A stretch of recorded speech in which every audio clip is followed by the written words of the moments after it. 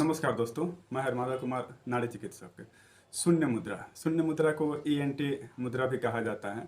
शून्य मुद्रा कई प्रकार के रोगों में लाभदायक होता है। यह थायराइड, पैराथायराइड जैसी बीमारियों में लाभ देता है। दांतों के पायरिया में लाभ देता है। पुराना से पुराना बहरापन हो उसमें लाभ देता है। यदि कोई संगीतकार अपनी आवाज़ को सुरीली बनाना चाहता है, उसमें यह मुद्रा काफ़ी उपयोगी होता है। बॉडी में कहीं भी सुनापन हो, किसी प्रकार का सुनापन हो, उसको ठीक करने के लिए यह मुद्रा करने से काफ़ी लाभ प्राप्त होता है। बॉडी में ब्लड सर्कुलेशन को यह मुद्रा ठीक करता है।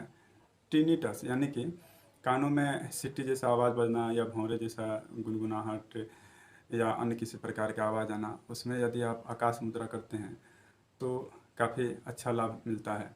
अब देख लेते हैं कि शून्य मुद्रा किस प्रकार से किया जाता है। तो शून्य मुद्रा करने के लिए हमें 2 अंगुल की ज़रूरत पड़ती है। एक हम लोग का हो गया मिडिल फिंगर, दूसरा हो गया थंब। तो मिडिल फिंगर को जो है थंब के बेस में यहाँ पे ला कर इस प्रकार से रखेंगे और उसके ऊपर से थंब से मिडिल फिंगर के ऊपर प्रेशर देंगे।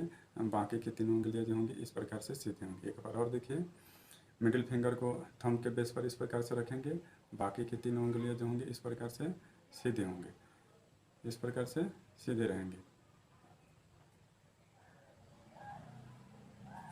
आप चाहें तो एक हाथ से भी कर सकते हैं इस मुद्रा को और दूसरे हाथ से दूसरा मुद्रा कर सकते हैं। आप चाहें तो दोनों हाथ से कर सकते हैं। दोनों हाथ से करने पर इसका जो लाभ होता है वो 100% आपको प्राप्त होगा।